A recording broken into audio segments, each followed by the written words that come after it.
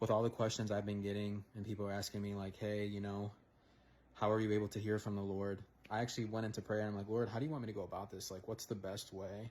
Because I don't want to lead anyone astray. How do you want me to go about this? And he's like, start with your childhood. And I'm like, oh, that's perfect. That makes perfect sense. So yeah, you guys have to understand, like, I've been dreaming and having visions and experiencing this ever since I've been like 5 years old. Like, I've been going through this most of my life. And I'm pretty sure there's a lot of other people out there in the world that have had these experiences too as they were young kids. As I got older, hence I didn't want nothing to do with the Lord, and I still experienced some stuff in the spirit realm, dreaming, visions, hearing from the Lord, but it was very little because my heart wasn't aligned with him. So let's start when I was like 5, 6, 7. I was really active dreaming a lot during this time when I was that age. Keep in mind though, like, I was so hungry to know who Jesus was. And, my mom bought me this like kid's Bible. I had a copy, my sisters had a copy, and I would literally be dissecting that thing, like trying to figure out who Jesus was. And it got to the point to where I think like my mom and my sisters, my dad, they would get annoyed because I would literally be asking 1,000 questions, like, why? And, I really was trying to figure out who Jesus was, and that's really all I cared about at that time. I mean, yeah, I had like side things too as a kid that I liked. Like, I liked the Power Rangers and I liked other things. But I was also trying to figure out who Jesus was, like on my own time. Like, I'd be doing this on my own time in my room. And it's so crazy because, God doesn't look at the outward appearance of somebody. He looks at the inward appearance of somebody.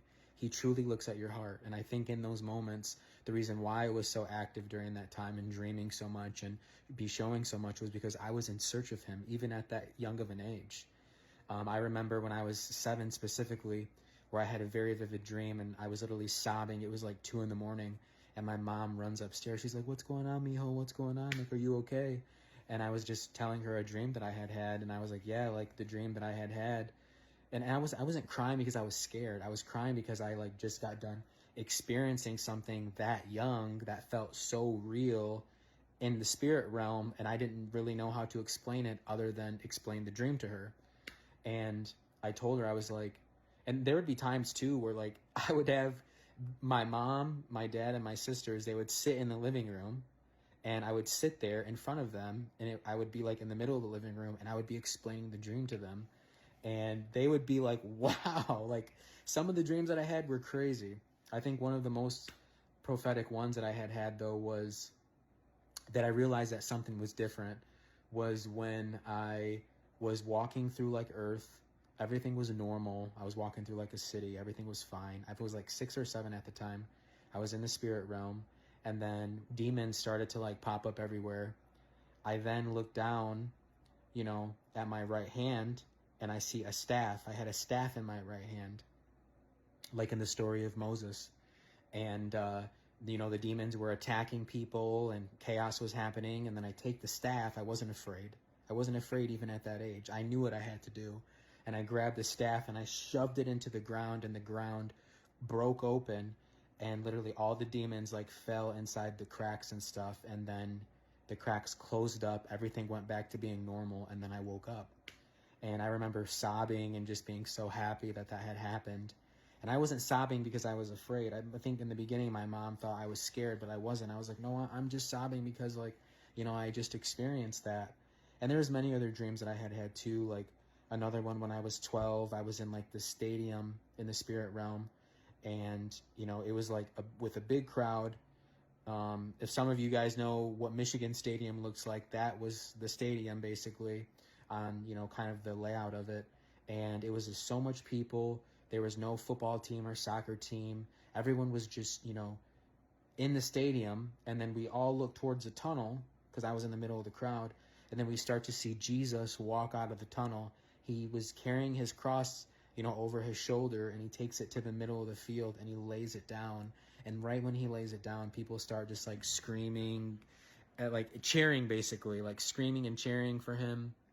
That was a beautiful dream. And again, I could sit here and I could tell you many more that I had. But again, guys, all of this started realistically with my childhood. And again, remember, God really looks at the heart, okay? Like, there's other people, not just me, that have the ability to do this too. Like, you have the ability to do this too. It's just, where's your heart posture at?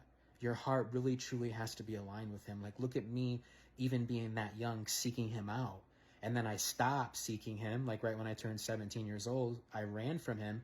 I still got some things, dreaming, visions, hearing from him, but it wasn't as amplified as I was little. Now, looking back and what my calling is now, like, most of the things that I have to do to hear and have visions and see things and, you know, have the dreams, I have to like fast now, and I have to like really be deep in prayer, and I have to really be aligned with him to even see these things now. Again, it's all about your heart posture. It's all about consecrating your heart towards him, giving up worldly desires, putting your phone down, opening up your Bible, and really saying, Lord, look, I want to serve you, and giving him your full time and attention. So yeah, and again, it just kind of shows a little bit of background too, because a lot of people I've been seeing comments, like a lot of people come across the video and they're like, who's this guy? Like, and you guys don't really know like how I grew up and what my childhood was like. So it gives you just a little bit of background. I'm going to break this into a 2-part video. The next video that I'm going to be posting after this one is the night of me receiving the message and everything that had went down and how I had felt.